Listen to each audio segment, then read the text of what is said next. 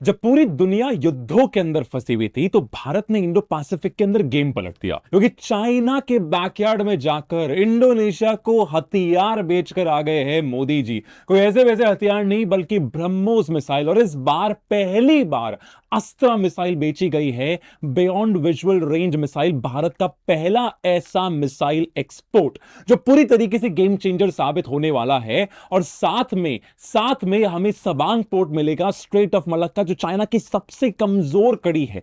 उसके ऊपर हम साथ मिलकर एक बेस बनाएंगे।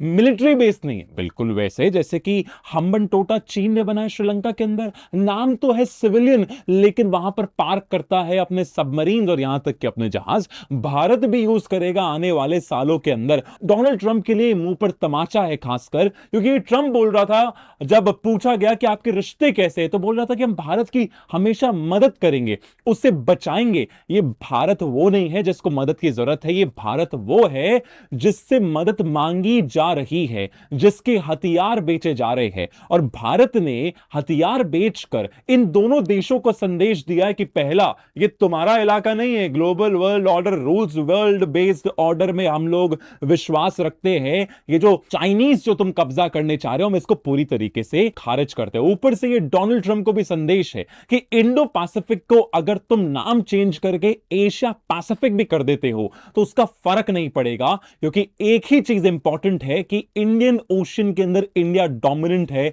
और इंडियन ओशन को आप कभी भी पैसिफिक ओशन से अलग नहीं कर सकते। शिंजो आबे के कहे गए ये सारे के सारे शब्द असली है और हम इसके लिए पूरी तरीके से तैयार है। ये बहुत बड़ा अचीवमेंट है, क्योंकि इस तरीके से कुछ समय पहले चीन बहुत ज्यादा खुश हो रहा था। किस बात को लेकर खुश हो रहा था कि देखो हमने कितना बड़ा अचीवमेंट ले लिया है। आखिरकार भारत के बिल्कुल बगल वाले देश बांग्लादेश के अंदर हमने उसको वहीं पर घेर लिया। अभी तक तो पाकिस्तान था, यहां पे श्रीलंका था, बट बांग्लादेश के अंदर नए प्रधानमंत्री जाकर वहां पर मोंगला पोर्ट देकर आ जाते हैं। 80 किलोमीटर दूर है हमसे और साथ में तीस्ता नदी। और भारत ने उसका जवाब एक पोर्ट को ही कब्जा करके करा है, एक पोर्ट को ही लेकर करा है। और यह सबसे बड़ा तमाचा है चीन के मुंह पर, क्योंकि इस बार बहुत सारी स्ट्रेटेजिक रणनीतिक रूप से अहम डील्स हुई है। ये वो डील्स है जिसकी उम्मीद दूर दूर तक लोगों को नहीं थी,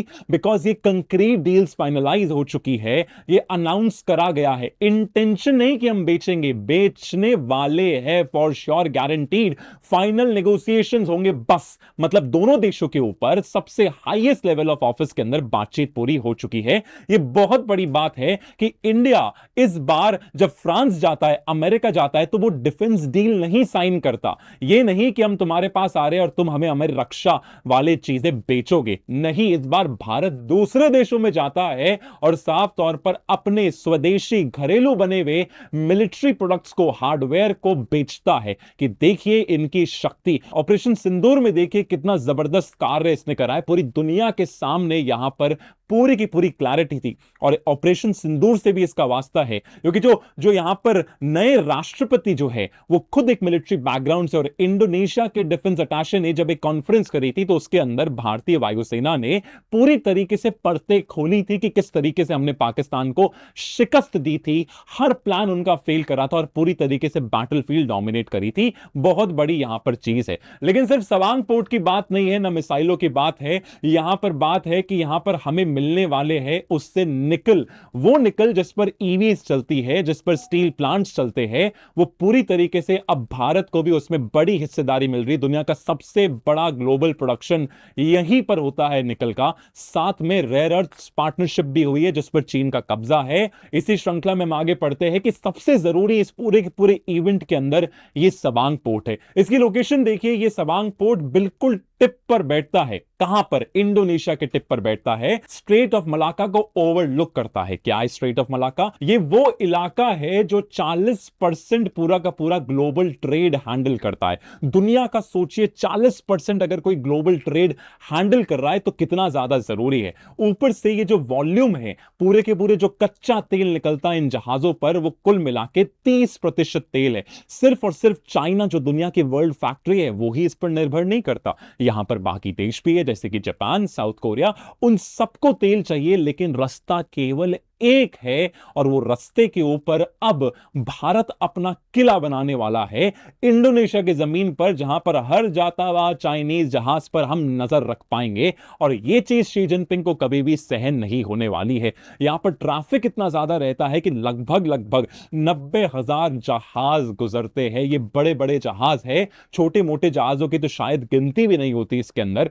इतना ज्यादा बिजिएस्ट ट्रैफिक रूट है, लेकिन सकड़ा इतना सकड़ा है, इसलिए दुनिया के मैरिटाइम चोक पॉइंट्स में इसका नाम है। आपने होर्मुज का नाम सुना है, तो होर्मुज इसलिए है क्योंकि वो एक चोक पॉइंट है, बहुत पतला है। इसी चक्कर में ईरान उसको डोमिनेट कर पाया। लेकिन इस बार डोमिनेशन की जो चाबी है, चीन को कंट्रोल करने की चाबी है, वो भारत के हाथ में आने वाली है। और इसी से बचने के लिए चाइना ने अपनी डिपेंडेंसी कम करने के लिए सीपेक बनाया, चाइना पाकिस्तान इकोनॉमिक कॉरिडोर। जो काम क्या करता है कि भैया स्ट्रेट ऑफ मलक्का तो बहुत सकड़ा सा रास्ता है, कल को वो बंद हो गया तो दिक्कत इस बात की आएगी मैं मेरा तेल कैसे पहुंचाऊंगा, और तेल नहीं आएगा तो फैक्ट्री नहीं चलेगी, फैक्ट्री नहीं आएगा तो दुनिया ठप, उससे पहले चाइना पूरी तरीके से घुटनों पर। तो इसी चक्कर के अंदर एक ऑल्टरनेटिव रूट बनाएगा। ऑल्टरनेटिव रूट के अंदर उन्होंने ध्यान दिया, पाकिस्तान तो अपना ही क्लाइंट देश है, जैसा कहो वैसा करता है, उठो तो उठो, बैठो तो बैठो। तो वहीं पर बोला कि भैया तेरे पास ग्वादर है, ग्वादर में है भयंकर गरीबी, और ग्वादर को मैं बनाऊंगा गजब का पोर्ट, एक हब, एक मैरिटाइम हब। मतलब कच्चा तेल मेरा यहां से जहाजों पर इस पोर्ट पर उतरेगा। इस तरीके से वो ट्रैवल करते हुए कहां जाएगा, काशगर के अंदर। यहां पर पूरी तरीके से मैं उस पूरा अपनी जो ऑयल रूट की है वो सेफ्टी गारंटी कर पाऊंगा, क्योंकि मेरे दोस्त के इलाके से निकल रहा है। मलक्का पे जो मेरी पूरी डिपेंडेंसी है अब वो खत्म हो जाएगी। इसी चक्कर के अंदर सीपेक बनाया गया। 2013-14 के अंदर शी जिनपिंग ने इंप्लीमेंट करना शुरू कर दिया था। बेल्ट एंड रोड इनिशिएटिव का सबसे बड़ा फ्लैगशिप प्रोजेक्ट है, लेकिन वो भी खतरे के अंदर है। क्यों? आए दिन वहां पर बलोच लोग धमाके करते रहते हैं। ये कल ही लिया गया बहुत बड़ा धमाका है, जहां ग्वादर की एक बहुत बड़ी चौकी को पूरे एक फिदायीन हमले में उड़ा दिया गया। लगभग 30 से ज्यादा पाकिस्तानी सैनिक मारे गए हैं। बहुत बड़ा आईईडी एक्सप्लोजन था। ये देखिए, इतनी बड़ी चौकी पूरी तरीके से यहां पर नेस्तनाबूद हो गई है, कोई निशान नहीं है। इकलौती चीज नहीं है, बलोच लोग यहां पर जो पढ़े लिखे भी है, जो यूनिवर्सिटी में भी पढ़ रहे हैं, वो महिलाएं भी सुसाइड बॉम्बर्स बन बनकर चाइनीज पर अटैक कर रही है, क्योंकि वो कहती है कि पाकिस्तानियों की तुम अब मदद कर रहे हो, पंजाबी सरकार की तुम मदद कर रहे हो कि बलोच को लूटो। मतलब सारे जब रिसोर्सेज हमारे हैं, सारे खनिज पदार्थ हमारे, तो हमें उसका फायदा क्यों नहीं मिला? इसी चक्कर के अंदर यहां पर पूरी की पूरी इंसर्जेंसी फैली हुई है, और चाइना के पास कोई बेहतर ऑल्टरनेटिव मिल ही नहीं रहा जिस तरीके से वो स्ट्रेट ऑफ मलक्का पर डिपेंडेंसी कम कर पाए। इसलिए सबांग पोर्ट जो भारत ने साइन करा है और ज्यादा महत्वपूर्ण हो गया है। और इसकी लोकेशन देखिए, इंडिया यहां पर एक अंडमान निकोबार आइलैंड है, इंडिया का खुद का, यहां पर वहीं से थोड़ा सा ही दूर यहां पर स्ट्रेट ऑफ मलक्का को ओवरलुक करते हुए, जहां से हर शिप का मूवमेंट वो देख पाएंगे, यहां पर है सबांग पोर्ट। और यहीं पर इंडिया इस पूरे के पूरे पोर्ट को डेवलप करेगा। साथ में अगर आप ध्यान से देखिएगा, इंडिया सिर्फ सबांग पोर्ट नहीं डेवलप कर रहा है, इस बार दो तरफ से हमला होगा। हमने ग्रेट निकोबार प्रोजेक्ट का नाम सुना था, उस प्रोजेक्ट को लेकर जिसमें सोनिया गांधी ने भी चिट्ठी लिखी थी, कुछ भी हो जाए पर्यावरण को नुकसान नहीं पहुंचना चाहिए, वहां पर ट्राइबल्स है उनको नहीं नुकसान पहुंचना चाहिए, जनजातियों को बचाओ। लेकिन उसका सामरिक महत्व बहुत था, उसका स्ट्रेटेजिक सिग्निफिकेंस बहुत थी, और इसी चक्कर में हम लोगों ने उसको इंप्लीमेंट करा। 80,000 करोड़ का मेगा प्रोजेक्ट है जो भारत की पूरी डेस्टिनी चेंज करेगा, क्योंकि ये सिर्फ और सिर्फ एक ट्रांसशिपमेंट हब नहीं बनने वाला, जहां पर बड़े बड़े मालवाहक जहाज आकर इस हिस्से के अंदर पूरे के पूरे अपने कंटेनर खाली करेंगे, फिर छोटे जहाजों में जाकर कलकत्ता, विशाखापट्टनम के सारे पोर्ट्स में जाएगा। सिर्फ इकोनॉमी में नहीं करेगा, यहां पर बनेगा एयरपोर्ट। और जहां एयरपोर्ट बन रहा है, इसका मतलब वो डुअल यूज सिस्टम होते हैं। इतने बड़े क्षेत्रफल के अंदर जब आप एयरपोर्ट बना रहे हो, तो क्या वहां पर इंडियन नेवी नहीं उतरेगी? क्या भारतीय सेना के जहाज नहीं उतरेंगे? बिल्कुल उतरेंगे। और उनका काम एक ही होता है कि यहां पर चाइना की बढ़ती हुई गतिविधि, जो सबमरीन्स है, जो पानी की सतह के अंदर छुपी रहती है, उनको दिन रात ढूंढना। इसलिए इंटेलिजेंस, सर्विलांस और रिकॉनेसेंस के अंदर गसब की भारत को यहां पर मजबूती मिलेगी, क्योंकि एक तरफ है आपका ग्रेट निकोबार प्रोजेक्ट और सबांग, दोनों पैरेलली डेवलप हो रहे हैं, साल भर का भी अंतर नहीं है, इसलिए इतना बड़ा ये गेम चेंजर है, शी जिनपिंग को परेशान करने वाला है। क्योंकि पोजीशन देखिए, यहां पर है great Nicobar project, Andaman Nicobar islands में से इस जगह सबसे बड़ा आइलैंड है, और इससे केवल 145 किलोमीटर दूर पे सिचुएटेड क्या है, आपका खुद का अब सबांग पोर्ट, जो इंडोनेशिया आपको डेवलप करने को देगा। जैसे चाबहार पोर्ट भारत का एक बहुत गजब का मास्टर स्ट्रोक था, जो पाकिस्तान के ग्वादर पोर्ट को, जो सीपेक के तहत बना गया है, उसको काउंटर कर रहा था। अफगानिस्तान तक हमारी रीच हो पाती थी, सेंट्रल एशिया तक हमारा कनेक्शन हो पाता था, लेकिन युद्ध के चक्कर में वो गड़बड़ा गया है, सैंक्शंस वगैरह वाली चीज हुई, लेकिन फिर भी भारत रुका नहीं है। भारत ने एक नया दांव खेला है, मोंगला के बदले अब यहां पर सबांग लिया गया है। बहुत बड़ी यहां पर चीज है, और ये बहुत सोची समझी चीज है, जहां पर पूरी तरीके से एयरपोर्ट बन रहा है, नई टाउनशिप बन रही है, जो कॉम्प्लीमेंट करेगा कि भारतीय जवान जो है, भारतीय सेना है, वो अपना कौशल दिखाते हुए चाइनीज सबमरीन्स को हंट कर पाएंगे। क्यों? चाइनीज सबमरीन्स इंडियन ओशन के अंदर आने लग गई है, उनका काम पैसिफिक ओशन तक ही होना चाहिए। आप ताइवान पर कब्जा करना चाहते हो, ठीक है भाई, आपका अपना चीज है, लेकिन बार बार तुम श्रीलंका के पानी के अंदर क्या कर रहे हो? हफ्तों हफ्तों तुम पायरेसी जो 2008 में शुरू हुई थी, उसके नाम पर तुमने अपना एक नया पूरा बेस बना रखा है, पूरे के पूरे जिबूती के अंदर अपने जहाज भेजते हो, इस टाइप से सबमरीन्स भेज रहे हो, भारत के ही बिल्कुल निकटतम पोर्ट हम्बनटोटा के अंदर बड़े बड़े जहाज भेजते हो, मतलब तुम सर्विलांस करना चाहते हो। जब भी भारत अनाउंस करता था कि भैया हम लोग यहां पर एक लंबी दूरी का एक परीक्षण करने वाले, व्हीलर आइलैंड जो अब एपीजे अब्दुल कलाम आइलैंड हो गया है, हम यहां से परीक्षण करने वाले मिसाइल का, उसी समय हजारों किलोमीटर दूर चाइना बड़े बड़े एंटीना वाली शिप्स लेकर खड़ा रहता था, ताकि उसको पता रहे कि इसकी दूरी कितनी है। अगर हमने 5000 किलोमीटर कही है, तो वहां के ट्रैजेक्टरी कैलकुलेशन सब कुछ करके एक्चुअल डेटा फीड करता था, ताकि भारत के सिस्टम को कैसे हराया जा सके।